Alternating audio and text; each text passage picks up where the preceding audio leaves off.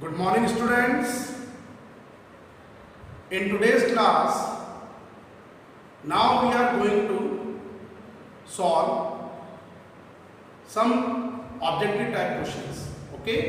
Subjective type के questions हम live class में करेंगे, बट अभी जो हम सॉल्व कर रहे हैं अपनी बुक के ही सम्स हैं, इसलिए जब आप मेरे वीडियोस देखेंगे तो आप अपनी बुक को ओपन रखेंगे, ठीक है।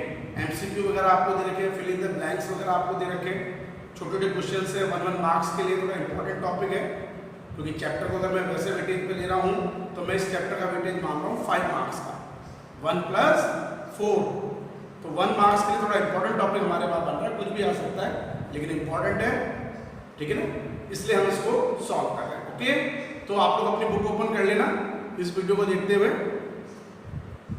पेज नंबर 21 एमसीक्यू क्वेश्चंस हैं, questions for the exercise. Question number 1 थोड़ा इंपॉर्टेंट क्वेश्चन है, कुछ क्वेश्चंस आपके इंपॉर्टेंट भी होंगे, उनका रीजन भी मैं बताऊंगा कि सर ये ऑप्शन आपने क्यों पुट कराया है, ये क्यों आंसर में आ रहा है हमारे पास में, ये थोड़ा इंपॉर्टेंट टॉपिक है, ठीक है। Okay, in the absence of partnership deed the interest on loan is payable at. जब पार्टनरशिप डीड साइलेंट होती है या एब्सेंट होती है, in the absence of partnership deed, अगर कोई भी पार्टनर फर्म को कोई लोन प्रोवाइड करता है तो ऐसी कंडीशन में बिल्कुल फिक्स रेट है हमारे पास में, eight the rate of 6% per annum. ये आप ध्यान रख के चलेंगे, तो ये बहुत कॉमन क्वेश्चन है अपने आरबीसी बोर्ड के हिसाब से कि interest on loan normal condition में जब पार्टनरशिप डीड साइलेंट होती है तो किस रेट पे प्रोवाइड होती है, मैंने आपको नोट्स में भी लिखा रखा है, at the rate of 6% per annum. लेकिन यहाँ पे बेटा आपको 4 ऑप्शन दे रखे हैं, हम जल्दबाजी बिल्कुल नहीं करेंगे, थोड़ा ध्यान देना। इसका पहला ऑप्शन दे रखा है आपको eight the rate of 6% PM, not a PA। PM मतलब per month, that is wrong. अब बच्चा जल्दबाजी में इसको टिक कर देगा, सर ने 6% बताई थी, बेटा मैंने 6% पर एनम बताई है, मैंने इसको PM नहीं बताया है, ये ध्यान रखेंगे, not a PM, that is a per annum. और हमने जल्दबाजी में 6% देगा, टिक कर दिया और हमारा 1 मार्क्स गया, ठीक है। तो पर मंथ नहीं है रेट, ये पर एनम है। First option wrong. B 0.5% per month. अब ये मंथली कैलकुलेशन हमारे पास में है, तो पर एनम को अगर मैं मंथली कन्वर्ट करूंगा तो 1 ईयर है 12 month, okay, 6/12 that is 0.5% per annum, per month, sorry per month है, एनम के बेस पे 6% पर एनम है हमको लिखना है, और मंथली के बेस पे 0.5% पर मंथ। तो सही ऑप्शन हमारा क्या हो गया इस क्वेश्चन में, बी आप टिक करेंगे, बी। सी 5% पर एनम तो किसी हालत में नहीं हो सकता, तो वैसे ऑप्शन नहीं है, और डी 4% पर एनम नहीं है, तो इसका आंसर हमारे पास क्या हो गया sorry 0.5% per month. Okay, now it is clear. Second sum, in absence of partnership deed profit sharing ratio is. अगर पार्टनर के बीच में कोई पार्टनरशिप डीड नहीं है, ऑरली एग्रीमेंट है, मैंने आपको पहले भी बता रखा है, net divisible profit distribute among the partner in equally ratio. आप जो भी नेट डिविजिबल प्रॉफिट आएगा should be distribute among the partner in equally ratio, आपको इक्वली रेशियो में डिस्ट्रीब्यूट करना है। अब ऑप्शन क्या हो गया, capital ratio wrong, equally right. अब जैसे आपने सेकंड ऑप्शन देखा, बाकी 2 ऑप्शन आप नहीं पढ़ेंगे तो भी काम चल जाएगा, क्योंकि हमारा बेस्ट ऑप्शन बी आ गया है, that is equally. Sacrificing ratio तो किसी भी कंडीशन नहीं है। अब लोग एक बात ध्यान रखेंगे, as decided by the partner, ये हमारा कब होता है, इसको बोलते हैं एग्रीड रेशियो। ये ऑप्शन मेरा कब सही हो सकता है, डी ऑप्शन। ए और सी ऑप्शन तो है ही नहीं, कैपिटल रेशियो और सैक्रिफाइस रेशियो तो चलता ही नहीं है, या तो इक्वली रेशियो है या as decided by the partner है। अब as decided by the partner हम कब लेंगे, जब पार्टनर्स के बीच में रिटर्न एग्रीमेंट होगा। रिटर्न एग्रीमेंट की कंडीशन में पार्टनर ने जो डिसाइड कर लिया है, प्री डिटर्मिनेशन मैंने आपको पहले भी बताया था, ये सब प्री डिटर्मिनेशन वाली बात होती है। फॉर्म जब हमारी फॉर्म्ड होती है, बनती है, उस टाइम पे पार्टनरशिप फॉर्म के टाइम पे हम ये डिसाइड कर लेंगे कि हमारा डिविजिबल प्रॉफिट किस रेशियो में डिस्ट्रीब्यूट होना चाहिए, ताकि फ्यूचर में जब डिविजिबल प्रॉफिट कैलकुलेट होकर आए तो हम आप जो है किसी भी तरह का डिस्प्यूट हमारे बीच में या मिसअंडरस्टैंडिंग अराइज नहीं हो, तो equally ratio. Okay, question number 3, calculate the interest on Ram's drawings at, बहुत अच्छा क्वेश्चन है, at the rate of, easy भी लग रहा है, 10% if we withdraw 24,000 during the year. Okay, drawings amount हमें गिवन है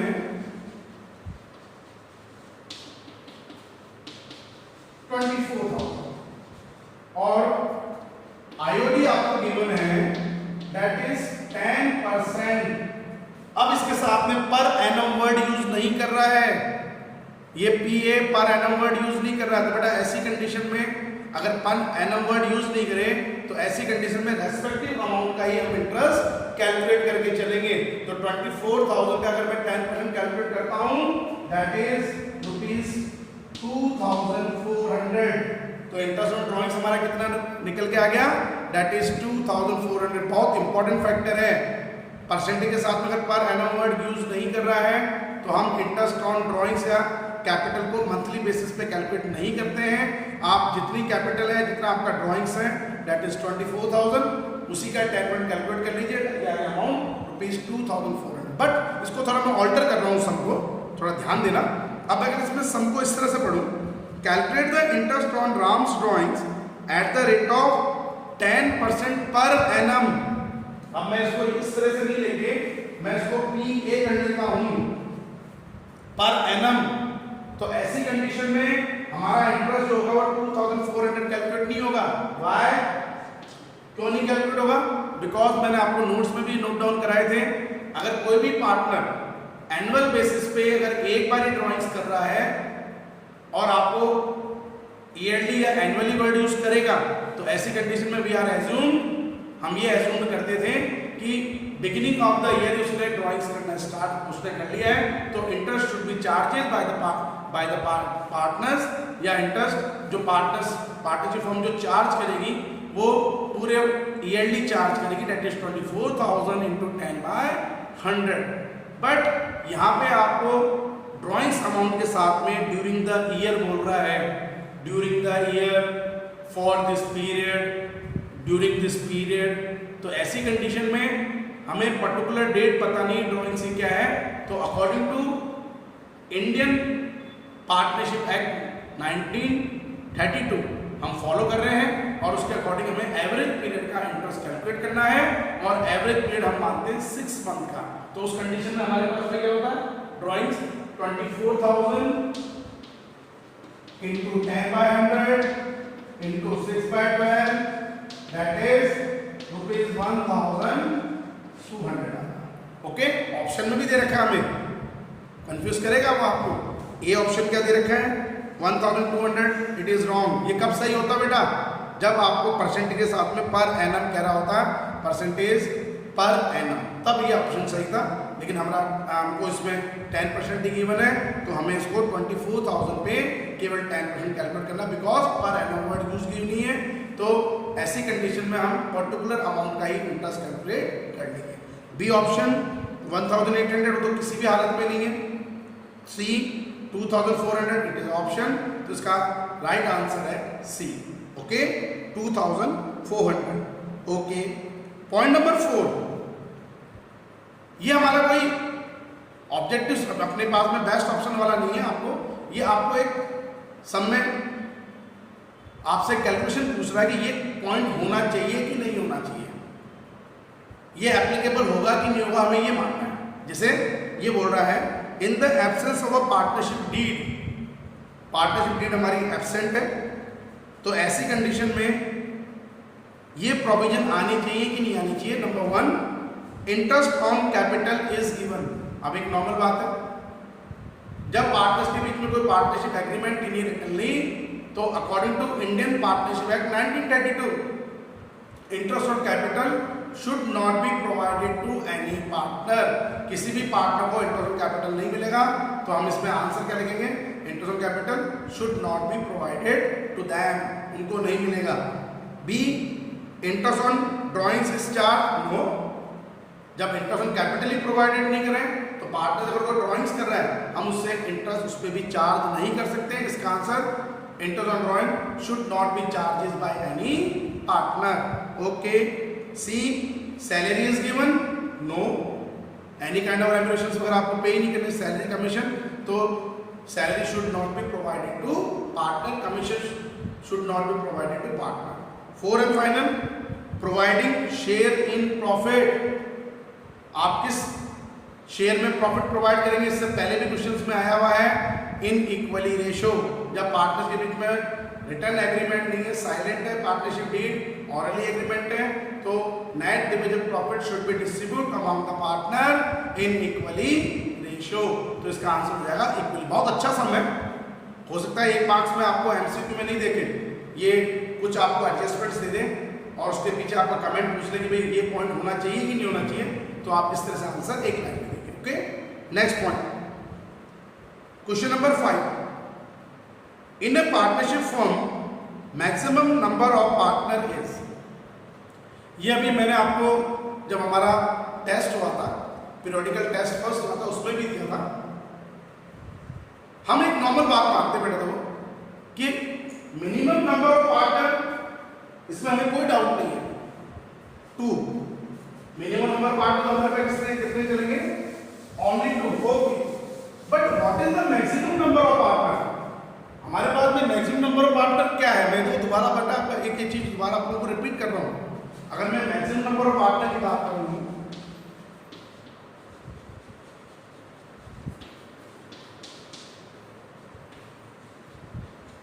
हाउ मेनी, कितने होने चाहिए, ठीक है। पहले क्या चलता था वो हमको नहीं करना follow. According to Indian company act 2013 section 464 और according to Indian company act 2014 rules number 10, the maximum number partner is 50 होंगे। बट कुछ सर्कमस्टेंसेस के अंदर, कुछ कंडीशंस में हम इसको बढ़ा करके 100 भी कर सकते हैं, लेकिन हमें इस कंडीशन से मतलब नहीं है, हम इस कंडीशन को फॉलो ही नहीं करेंगे, क्योंकि आपको अकॉर्डिंग टू सिलेबस ये पता नहीं कि भाई मैक्सिमम नंबर पार्टनर 100 कब हो सकते हैं, वो क्या सर्कमस्टेंसेस होते हैं, वो कौन से रीजंस होते हैं, वो कौन सी कंडीशंस होती हैं जिनमें हम इसको 100 लेके चलेंगे, तो हम डिस्कस भी नहीं कर रहे हैं। तो आपका बेस्ट ऑप्शन जो आपको लिखना है, अगर आपको 100 भी दे दें 50 भी दे दें, तो बेस्ट ऑप्शन इज 50, आपका आंसर होगा 50। अब मैं ऑप्शन पढ़ूं इसके अंदर भी, नंबर 1 मैक्सिमम नंबर पार्टनर 2, ये तो मिनिमम है, दैट इज रॉन्ग।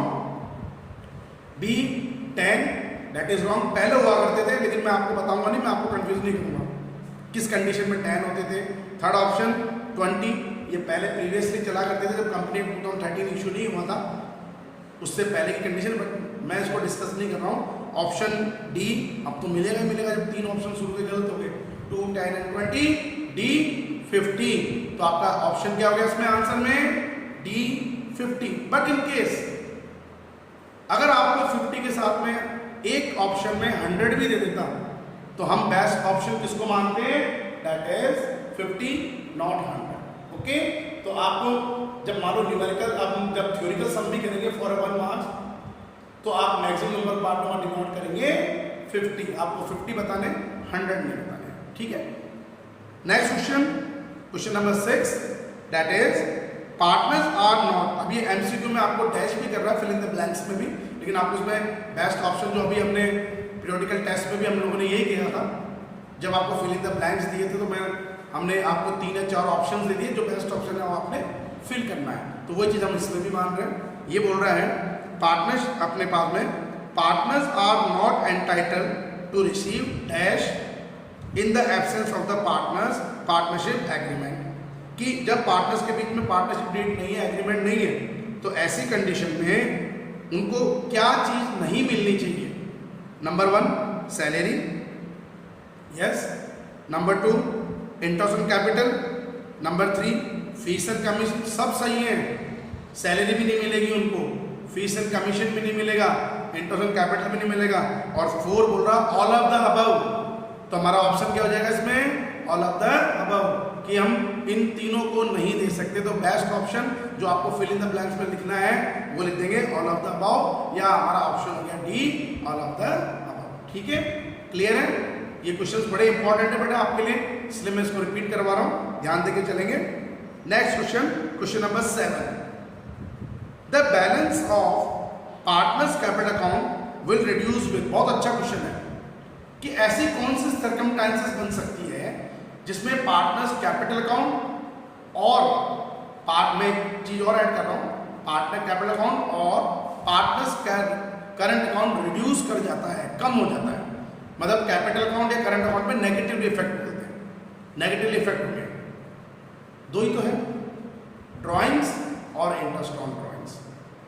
अगर कैपिटल या करंट अकाउंट में पॉजिटिव इफेक्ट होंगे तो क्या हो गए, IOC interest on capital, salary to the partner, commission to the partner, और number 4 share in net divisible profit. उसमें 4 कंडीशन है, और यहाँ पे हम कैपिटल में अगर लेके चल रहे हैं तो नॉर्मल कंडीशन में 2 और 1 पॉइंट आप और ऐड कर सकते हैं कि परमानेंटली अगर कैपिटल विड्रॉ करी है हमने तो तीसरी कंडीशन कैपिटल रिड्यूस होने की ये भी बन सकती है। अब हमें ऑप्शन क्या दे रखा है, हम वो पढ़े। हमें तीनों कंडीशन पता है कि सर कैपिटल अगर परमानेंटली विड्रॉ है तो भी कैपिटल रिड्यूस होगी, ये भी ऑप्शन हो सकता है सर। अगर कोई भी पार्टनर ड्रॉइंग्स कर रहा है तो उसकी वजह से उसकी कैपिटल रिड्यूस करेगी, ये भी हमारे पास ऑप्शन है सर। और इंटरेस्ट ऑन ड्रॉइंग्स वो भी उसकी कैपिटल को रिड्यूस करेगा सर, ये भी ऑप्शन है। लेकिन हमारे पास में जो एमसीक्यू क्वेश्चंस है उसमें से कौन सा ऑप्शन हमारे आना चाहिए, चारों तो आएंगे नहीं। हम देखते हैं क्या होगा। नंबर 1 इंटरेस्ट ऑन कैपिटल, ये रिड्यूस थोड़ी करता है, ये तो इंक्रीज करता है कैपिटल को, it is wrong. B interest on drawings, आ गया पॉइंट कि इंटरेस्ट ऑन ड्रॉइंग्स हमारे पास ऑप्शन है जिसकी वजह से हमारी कैपिटल रिड्यूस होगी। Okay, now it is clear. C पढ़ने में पढ़ लीजिए, वैसे जरूरत नहीं है, सैलरी तो इंक्रीज करती है। और number 4 interest on partners loan, ये हमारा कैपिटल अकाउंट में आता नहीं, इट इज एक्सटर्नल एक्सपेंसेस, हम पहले भी डिस्कस कर चुके हैं, ये हमारा एक एक्सटर्नल एक्सपेंसेस है, वो आपको रिकॉर्ड नहीं करना है। ठीक है, तो आज जो हम बेटा पॉइंट क्लियर कर रहे हैं वो फर्स्ट चैप्टर की कर रहे हैं इस वीडियो में, वो मैं इसलिए करवा रहा हूँ कि छोटे क्वेश्चंस भी हमारे लिए इंपॉर्टेंट है। हालांकि हमारा चैप्टर 2 चल रहा है, जो मैंने एडिशनली एक लिखा है change in profit sharing ratio among the ascetic partner, जिसमें हम वैल्यूएशन ऑफ गुडविल वाला टॉपिक कर रहे हैं। लेकिन आज मैं क्लास में ये चाह रहा था कि एक बार आपको फर्स्ट क्वेश्चन के थोड़े डाउट्स क्लियर कर दें, छोटे क्वेश्चंस को लेके वो क्लियर करने चाहिए। ओके, नेक्स्ट आगे बोल रहा है क्वेश्चन नंबर 8, वही page number 21, partnership deed is the agreement between the partner in, कि एक पार्टनरशिप डीड एग्रीमेंट तो होता है पार्टनर्स के बीच में, लेकिन ये पार्टनर्स के बीच में किस में होना चाहिए, इन किस फॉर्म में होना चाहिए। Option A oral, no, orally तो एग्रीमेंट ही नहीं बना, ऑरली तो वर्बली बात होगी, हमारे पास में कहाँ का एग्रीमेंट हुआ। बी रिटनली, बिल्कुल। सी अपने पास में एम्प्लॉयड, और नंबर 4 नन ऑफ दिस, तो ऑप्शन हो गया रिटनली। या अगर पार्टनरशिप रिटनली होगी तो वो इंप्लीमेंट भी हो जाती है, लेकिन हम इसमें लिखेंगे रिटनली। ओके, ऑप्शन हो गई। Next point question number 9, the person who form the partnership are individually known as, बहुत अच्छा क्वेश्चन है बेटा। पार्टनरशिप फॉर्म को चलाते कौन है बेटा, मैंने पहले भी आपको एक चीज बता रखी है, पार्टनरशिप फॉर्म अपने आप में ऑपरेट नहीं होती है, it should be operated by natural person that is known as a partners. Okay, तो हम इंडिविजुअली अगर बात करते हैं तो पार्टनर्स, हम जो मेंबर इन्वॉल्व होते हैं पार्टनरशिप फॉर्म में, that is known as a partners, जो पर्सन होते हैं पार्टनर्स। तो इंडिविजुअली हम बात करें that is partners, but collectively अपन हम इसको कलेक्ट कर लेते हैं, कलेक्टिवली बात करेंगे तो कलेक्टिवली हम इसको लेके चलेंगे पार्टनरशिप फर्म।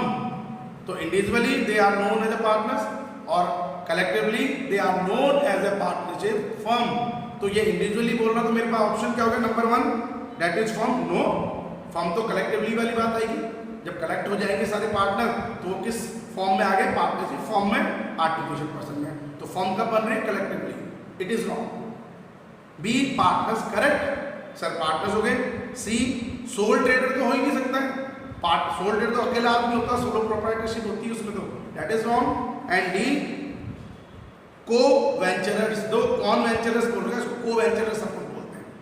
ये क्वेश्चन पूछा भी था, को वेंचरर्स क्या होते हैं अपने पास में, कि किसी स्पेसिफाइड वर्क को, ये हमने एक चैप्टर पढ़ेंगे जॉइंट वेंचर के नाम से, उसमें होता है को वेंचरर्स। को वेंचरर्स क्या होते हैं अपने पास में, जो जैसे पार्टनरशिप में जो अपने मेंबर्स इन्वॉल्व होते हैं, पर्सन इन्वॉल्व होते हैं, that is known as the partners. तो जॉइंट वेंचर के अंदर जो हमारे पर्सन इन्वॉल्व होते हैं, जो मेंबर्स इन्वॉल्व होते हैं, that is known as a co venturers और जॉइंट वेंचरर्स। तो हम पार्टनरशिप कर रहे हैं तो पार्टनरशिप एक फिक्स टाइम के लिए भी चलती है और नॉन फिक्स टाइम के लिए भी चलती है, लेकिन वो हम एक प्रॉफिट अर्न करने के लिए कोई स्पेसिफाइड टाइम ड्यूरेशन के लिए नहीं करते हैं, तो वो हमारे लिए पार्टनर्स बोल के चलेंगे। स्पेसिफाइड वर्क किसी स्पेसिफाइड टाइम ड्यूरेशन में आप करेंगे, that is a joint venture. वो आगे का टॉपिक हम आगे क्लियर करेंगे, तो इसका ऑप्शन हो गया हमारा partners. Okay, last and final question जो आपको एमसीक्यू में दे रखे हैं, interest on drawings dash for the firm. वही फिल इन द ब्लैंक्स में आपको 4 ऑप्शन दे दिए जो हम भी देंगे, कि ये बोल रहा है interest on drawings is dash for firm. Interest on drawings firm के लिए क्या होना चाहिए, ये बेटा मैंने पहले आपको चीज क्लियर कर दी। According to Indian partnership act 1932, IOC, salary, commission and interest on drawing, that is abrogation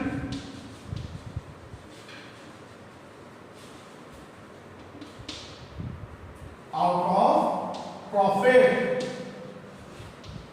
इसलिए आप उसको पीनल एप्रोप्रिएशन में शो करते हो। लेकिन interest on partners loan taken या given.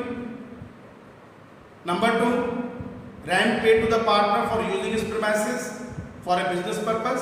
And number 3, managers commission या external person commission salary, that is a adjustment charge against profit.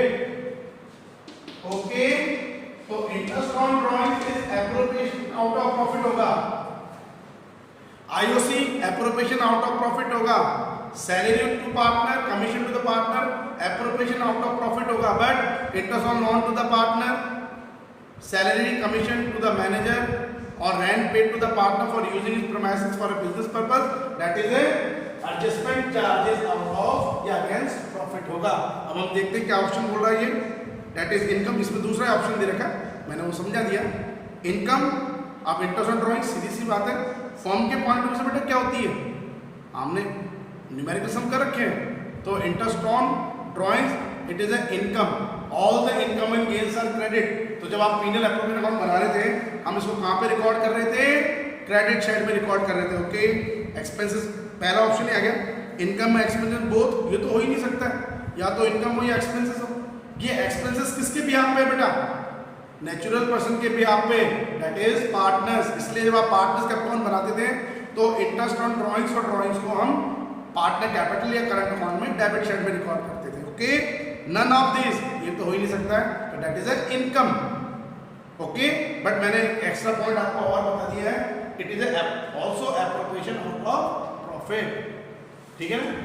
और एडजस्टमेंट चार्जेस अगेंस्ट, अपने पास अगेंस्ट प्रॉफिट, वो मैंने आपको बताया, ठीक है। तो ये हमारे पास में कुछ क्वेश्चंस हुए छोटे, ये तो 2-3 क्वेश्चंस आपको और बता रहे हैं, 2 मिनट का टाइम और लेंगे आपका। Next very short answer type questions में है, what is the minimum and maximum limit on number of partners in a firm. Mohammed sir minimum 5, minimum sir 2 है और मैक्सिमम हम कितने लेके चलेंगे, अभी भी बोर्ड पे लिखा हुआ है 50। तो आपको यहाँ पे एक ही आंसर लिखना है, minimum number of partner is 2 and maximum number of partner is 50, but in the condition of LLP, limited liability partnership, it is unlimited, no limit, 50 की कोई लिमिट नहीं है LLP की कंडीशन में, जिसको हम एक्स्ट्रा ऑर्डिनरी पार्टनरशिप बोलते हैं। लेकिन नॉर्मल पार्टनरशिप के बारे में आपसे पूछ रहे हैं तो हम उसको लेके चलेंगे 50। तो आपको लिखना है इसमें minimum 2 and maximum is 50। Okay, second question, what do you understand by the partnership form. ये मैंने आपको सब डेफिनेशन में लिखा रखी है, इनको आप क्लियर कर सकते हैं। What do you mean by the penal appropriation account, It is a nominal ledger account in which all the provisions according to Indian Partnership Act 1922 should be recorded. The main object to prepare it to find out net divisible profit which will be distributed among the partners in their respective ratio. तो ये सब चीजें आपको बेटा मैंने notes में भी available करा रखी है, थोड़ा देखिए। तो आज की क्लास में हमने फर्स्ट चैप्टर से रिलेटेड कुछ छोटे सम्स जो हमारे 1 मार्क्स के लिए इंपॉर्टेंट है वो हमने डिस्कस करे। Okay, class is over now, thank you.